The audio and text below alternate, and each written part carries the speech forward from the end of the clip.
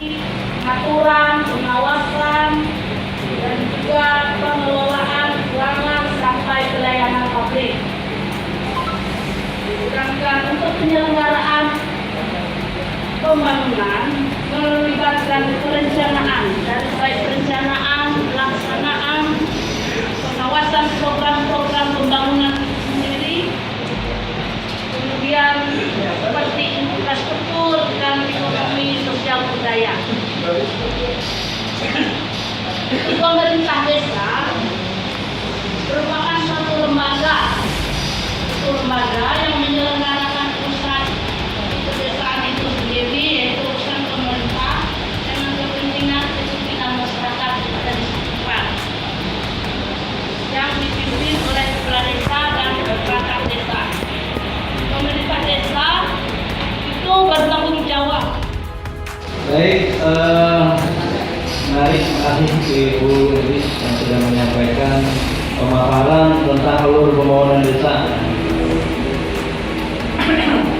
Hanya saja ketika kita teorinya seperti ini, kadang-kadang di lapangan itu beda, ya. Ya, selamat datang Pak Dokter. Ya. Akhirnya yang terjadi adalah AGD produk starting dengan OSDES digabung jadi satu, betul nggak? Ya. Atau ada yang mungkin tidak dilakukan sama sekali. Iya. Ini yang terjadi di desa dampingan saya. Mungkin di desa dampingan Bapak Ibu tidak begitu ya, tidak begitu beda maksudnya. Kemudian yaitu tadi. Oke, silakan Bu. Di depan aja Bu, please. Di depan aja.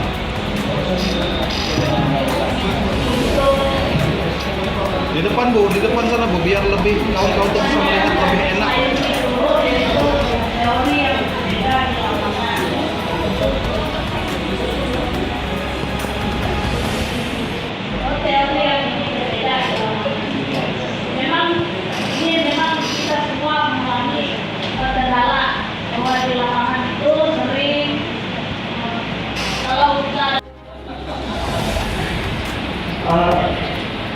Sebenarnya hal itu adalah mengapa RPJS kita dengan RKP akan tidak sinkron beberapa tahun ini sudah terlihat karena itu regulasi Pak.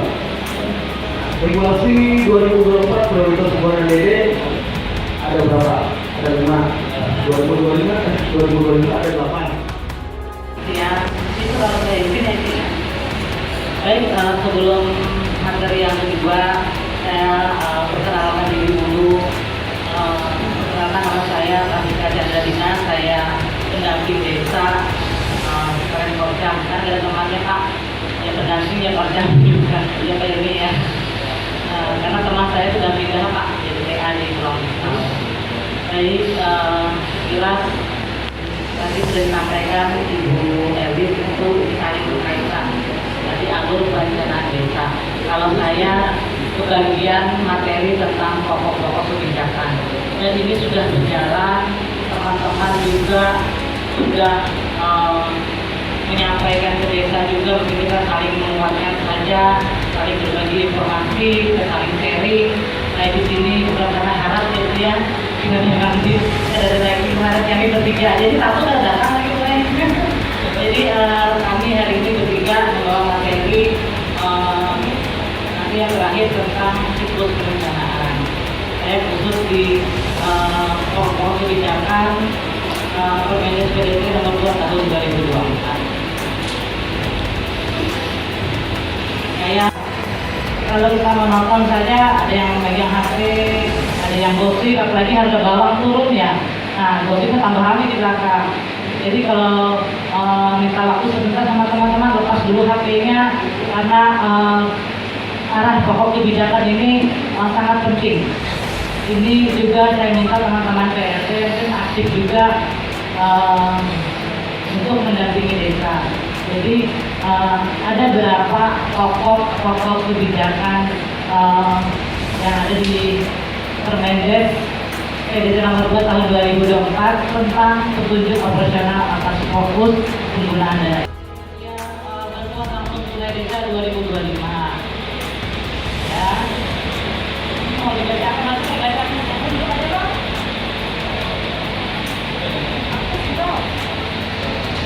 Dari PKH, mereka itu masih mendapatnya 1 tahun, jadi itu tidak boleh. Selanjutnya kita masuk ke kebijakan yang kedua, penguatan desa yang adaptif terhadap perubahan iklim. Hai, apa kabar kawan-kawan? Kita geser sini kosongan, biar bagus dipotong apa?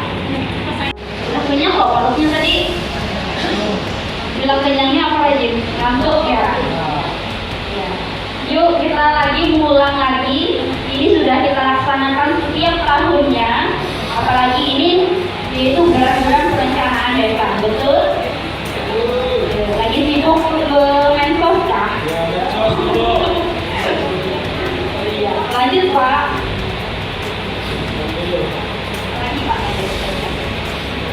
Coba lihat kita sama-sama apa yang sedang terjadi ketika tidak ada perencanaan di desa.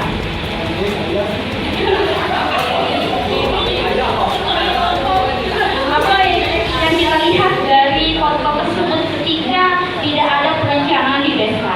Saya jawab.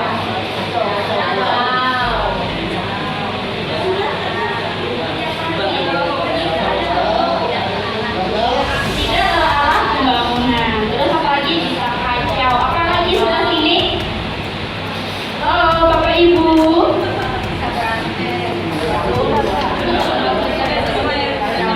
Tidak sesuai dengan keinginan.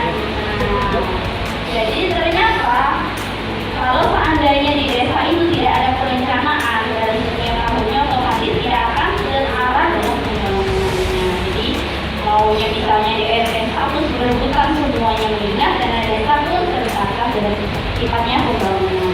Silakan Pak, lanjut saja. Tadi sudah banyak panjang lebar ya dari awal disampaikan oleh Bu Elis, yang mana tadi perencanaan pembangunan desa ada beberapa tahapan, ada juga yang disampaikan oleh Bapak TA tadi, ada yang berdasarkan Permendagri 114 tahun 2014, ada juga yang berdasarkan Permendes nomor 21 tahun 2020.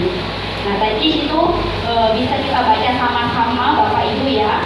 Itu ada Di apa saja kayak dulu, apa yang dibutuhkan, apa yang benar-benar urgent yang bisa dilakukan itu di tahun depannya itu didata dulu, kemudian itu nanti direkap dan akan dibawa ke BIDES ya, di tingkat BIDES. Itu baru setelah BIDES itu nanti ada penetapan segala macam, itu ya, dan itu nanti akan direview atau dilakukan lagi. Mungkin menggali informasi dari RT, perangkat dan desa untuk pendataan. Terima kasih semuanya. Baik Bapak Ibu, seandainya Puan Bian mengingat lagi apa yang disampaikan oleh Ibu Elis tadi, yaitu yang disampaikan tentang pendataan desa. Nah, yaitu tentang indeks desa. Nah, itu yang ada di dalam pendataan desa. Setelah itu juga dalam perencanaan itu adalah Bagi beberapa prosedur. Yang pertama, review RKPDes tahun 2024, kemudian review SPJPDes. Kalau kegiatan yang akan dibangun itu lepas dari dokumen RKP dan RPJMDes desa. Mungkin seperti itu, Bu. Terima kasih. Terima kasih Pak. Oke, selanjutnya lagi aksi perma. Ini ada perubahan RPJMDes ya. Ketika posisi kades awalnya 5 tahun berubah menjadi 8 tahun. Apakah sudah difasilitasi itu desanya Bapak Ibu? atau berubah sendiri. Ketika input di Siskudes berubah, ketika input di Siskudes berubah lagi. Apakah begitu Bapak Ibu? Keluarga Pak Agar, keluarga dari tadi itu belum ikut loh. Nah, jadi kita bahas tentang ini. Mau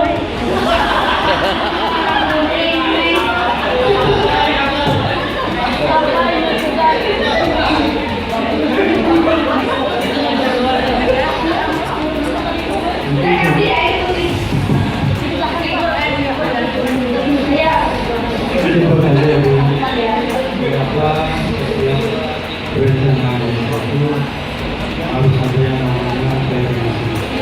Karena setiap perubahan itu ada di sana. Rekam dulu.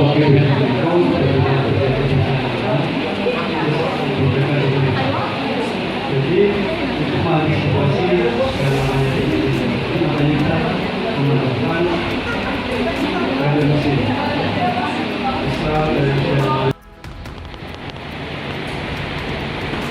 Kita melakukan giat seperti ini. Harapannya kawan-kawan ke depan, khususnya PLB, bisa membuat forum, walaupun forum kecil di desa. Itu intinya kita hadir di sini. Iya, mari kita sama-sama belajar. Kawan-kawan hadir di desa sebagai motor penggerak perubahan. Terkait SDGs, ini pola pembangunan jangka panjang. Akhirnya apa? Walaupun akhirnya desa ini diharapkan punya karakter, punya ciri khas. Tematiknya desa itu ada. Misalnya kayak Basaran, Desa Manas, Dimanyahi Desa Semangka. Kalau di Lamando desanya itu Desa Kambing, karena dia banyak memelihara kambing. Itu karena pola pembangunannya jangka panjang perlu uang yang besar, jadi bertahap dia mau menuju ke situ. Oke, tadi masalah perencanaan desa. Nah, saya tanya lagi ke teman-teman, review belakang. Aturan yang menjadi dasar kita untuk perencanaan desa ini apa?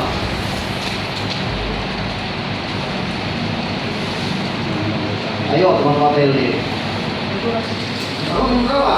2020. Nah, itu dua aturan yang menjadi kunci kita untuk perencanaan desa.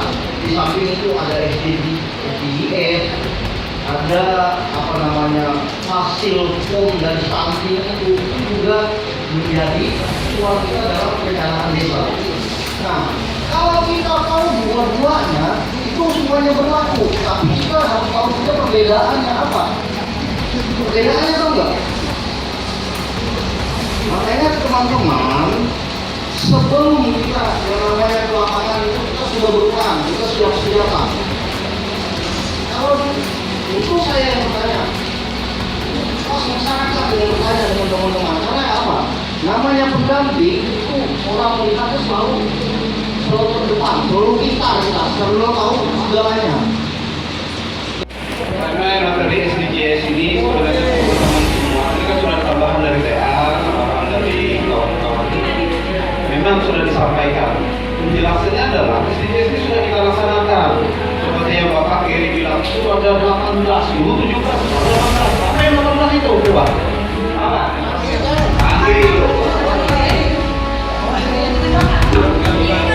Giri.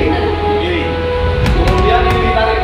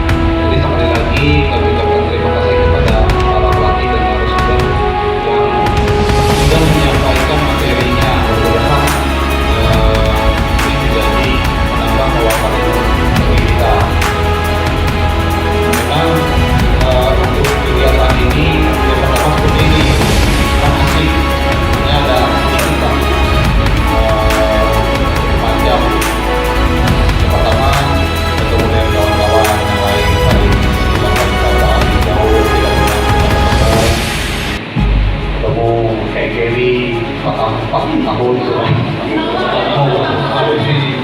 Ya, jadi kawan-kawan yang lain juga saling sapa lah. Nah, artinya mudah-mudahan ini akan kita laksanakan setiap bulan tergantung dengan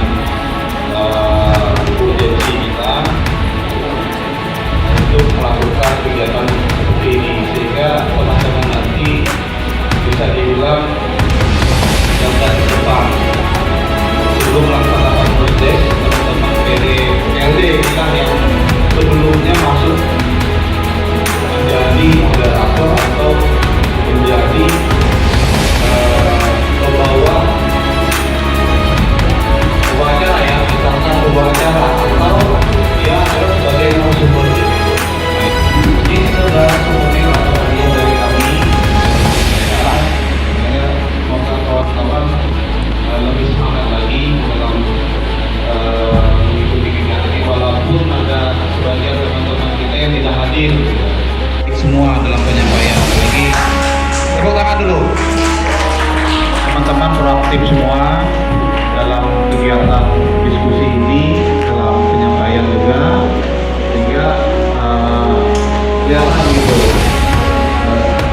ada hasil capaian kita di saat kita melakukan namanya materi yang sudah disampaikan. Jadi kita melihat proaktif dan penyampaian dari teman-teman semua.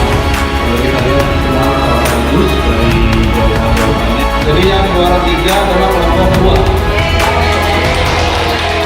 Silakan kelompok 2 maju ke depan. Yang kelompok 3 maju. Kamu dia nanti kami ajarkan. Silakan PLO.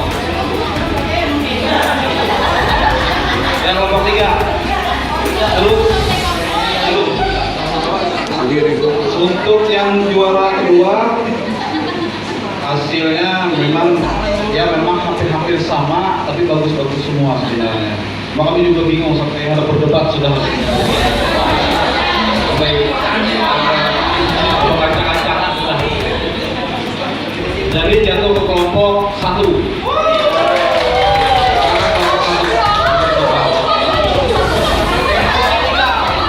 Karena ini 1, 2, 3. Yang pertama pasti kelompok 3. Silakan perwakilan. Kelompok 1 ya. Kelompok 3, kelompok 1, kelompok 2. 1, 2, 3. Kelompok 3. Juara 3 itu kelompok 3. Ayo juara 1.